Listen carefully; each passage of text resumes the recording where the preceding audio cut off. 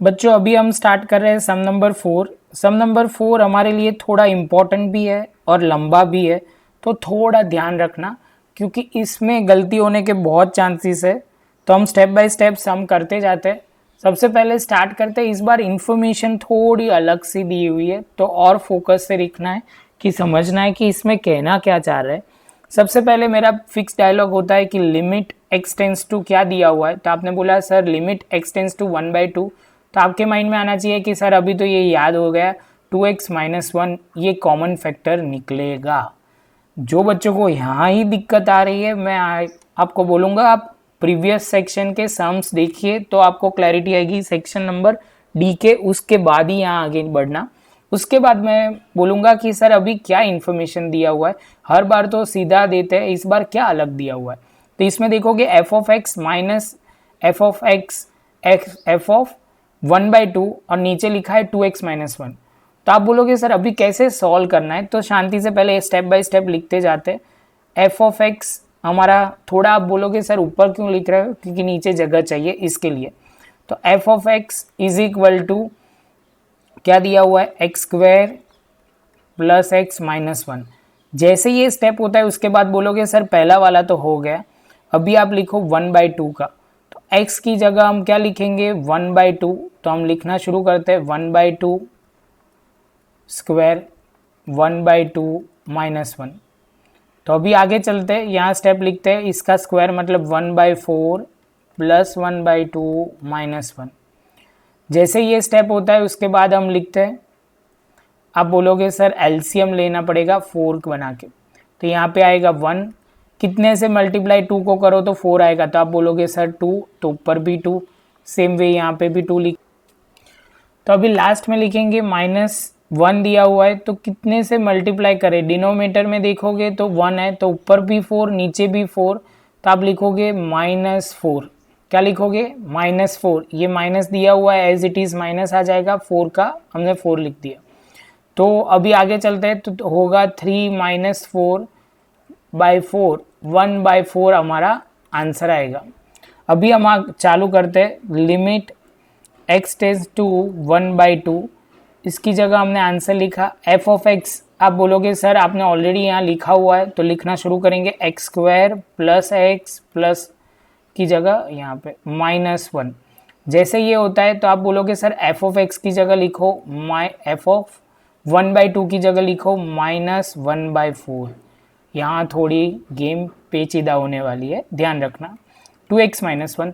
जैसे ये स्टेप होता है, दूसरा स्टेप होता है एलसीएम लेने का। एलसीएम वाला थोड़ा इंपॉर्टेंट स्टेप है, तो थोड़ा फोकस रखना यहाँ पे। लिमिट x टेंस टू 1/2, आप बोलोगे 2x-1। यहाँ पे क्या होगा, तो एलसीएम लेना पड़ेगा 4 का। जैसे एलसीएम लेके तो यहाँ पे आपको मल्टीप्लाई करना पड़ेगा 4x² प्लस 4x -4, और यहाँ माइनस माइनस क्या हो जाएगा प्लस हो जाएगा +1। ध्यान रहेगा बच्चा, ये पॉइंट बहुत इंपॉर्टेंट है। ये पॉइंट पे आपने गलती की तो इसकी सज़ा बहुत बड़ी होगी। कौन से पॉइंट पे, तो ये पॉइंट पे ये ध्यान रखना है। यहाँ बहुत सारे बच्चों की गलती होती है प्लस माइनस करने में, क्योंकि ये माइनस है और ये भी माइनस है, तो हो जाएगा प्लस। जैसे ये पॉइंट होता है उसको आगे चलते हैं, सिंप्लीफाई और करते हैं। लिमिट x टेंस टू 1/2, अब बोलोगे सर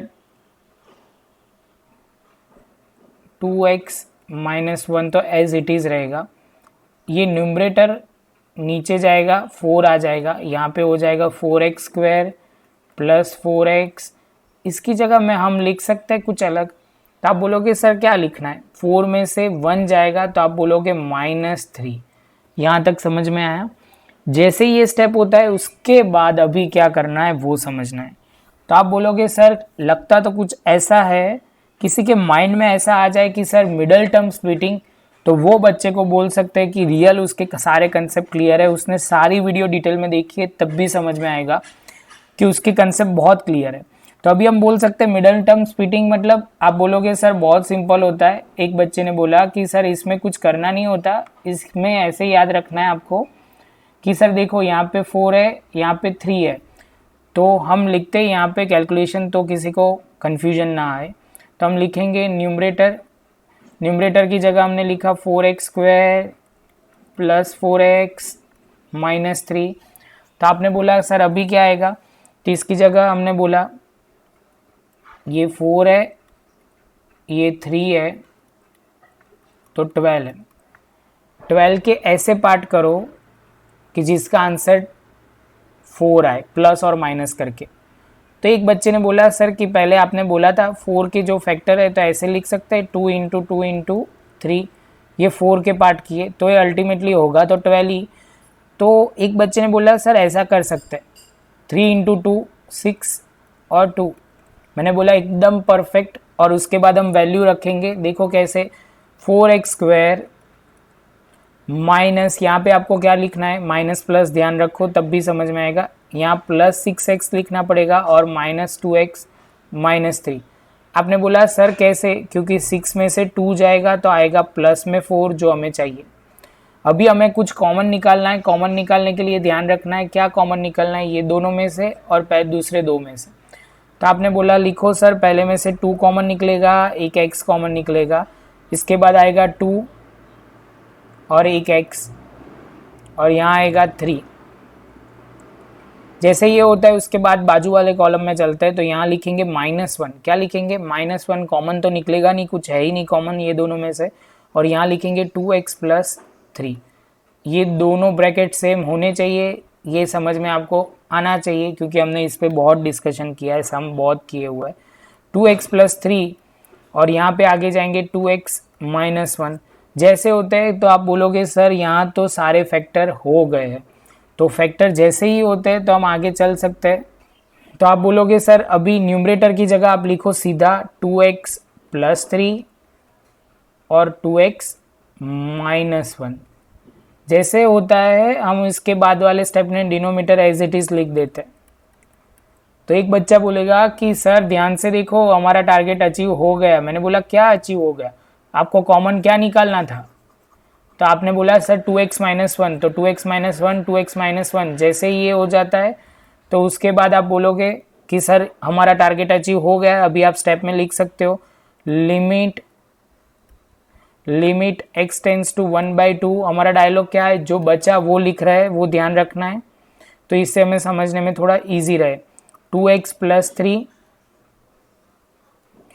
प्लस 3 और नीचे क्या बचा 4। अभी हम वैल्यू रख सकते हैं डायरेक्टली, तो हमें समझने में ईजी रहेगा। जैसे वैल्यू लिखेंगे ये गायब हो जाएगा, तो गायब हो जाएगा तो लिखते हैं 2 की जगह तो 2 ही रहेगा। x की जगह क्या लिखना है 1/2 प्लस 3 डिवाइड बाई 4।